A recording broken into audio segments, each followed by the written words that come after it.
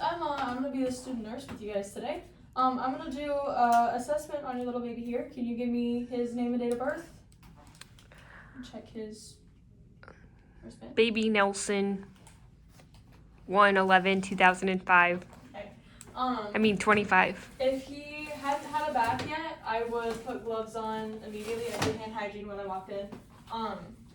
Otherwise I don't have to, but I like wearing gloves with assessment, so I'm just gonna put them on. So to not startle little baby, I'm gonna start by I'm listening to his heart, lungs, and belly, and I would listen for a full minute for each.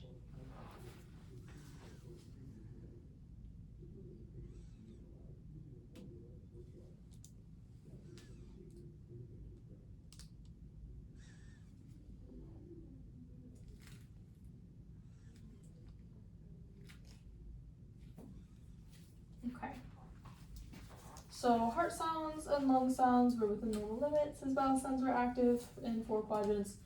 Because he's a new baby, it might be normal to hear some crackles from wet lungs, and it might be normal to still be hearing a murmur, but I didn't hear those when I listened to him.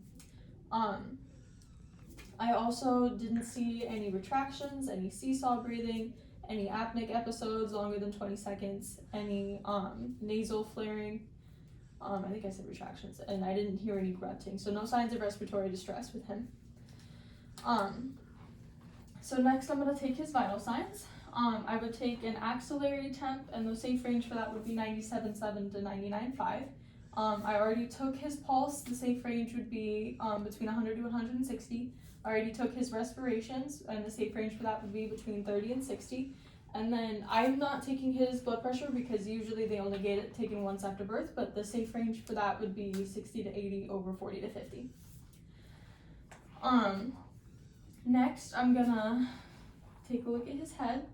I'm gonna feel around for any caput or cephalohematomas. I'm gonna feel the anterior and posterior fontanelles, and then I'm gonna feel the suture lines for any overlapping or any anomalies.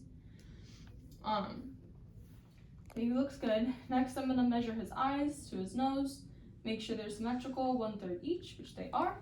The corners of his eyes line up with the tops of his ears. There's no extra epicanthal folds, and they line up. I'm gonna fold the ear over, to test his cartilage, the recoil of his ear. I'm gonna occlude one nostril at a time, make sure he's breathing through the other one. And then I'm gonna elisol a suckle reflex with him, assess his sucking reflex, and then palpate the soft and hard palate. I didn't feel any abnormalities such as like a hole or a large indent to indicate cleft palate, and his sucking reflex was good. So next, I'm gonna palpate his neck from back to front, make sure I don't feel any masses, and I'm gonna palpate his clavicles for any crepitus, any signs of breaks or dislocations. Sorry, little guy. I'm gonna open his shirt. I already listened to his heart and his lungs and his bowels. I'm gonna palpate his abdomen. It's non-tender and round. I'm gonna check for jaundice. I'm gonna check his forehead, his chest, his belly, his thighs, and then I'm gonna check his eyes, and there's no signs of jaundice with that either. Mom, when was the last time he urinated? An hour ago. Okay, perfect. And then when was the last time he had a bowel movement?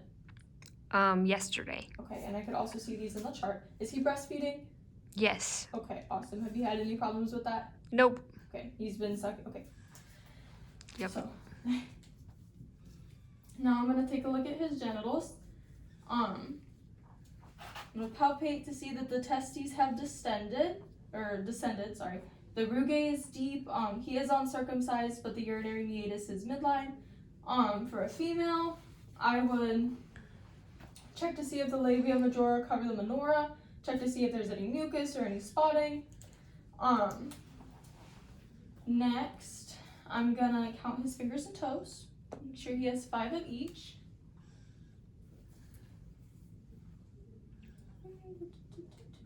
And then I'm gonna check the creases on the bottom of his fingers and toes. If there were any single creases that could indicate Down syndrome, and then additionally with the epicanthial fold, that could indicate Down syndrome as well. Now I'm gonna check his gluteal smile in the front and in the back. I'm gonna flip you over, little guy. Make sure they're even, which they are, that's great. Make sure his spine is midline and then like relatively straight, and then make sure there's no tufted hair or dimple in the back, which I don't see as well. Okay, back you go. I'm also through this whole process gonna make sure I keep him as covered as possible, make sure he's warm. And then I'm gonna elicit the more response. So I'm so sorry. Okay, he should have thrown his hands up, made little C's. And then I'm gonna check his arm recoil by putting his hands down, and they should come back up like this. Okay. Mom, do you have any questions for me? Nope. Okay. I'm gonna do whatever they need. If they need anything else, take my gloves off. Give him to Mom to console. And then to perform hand hygiene.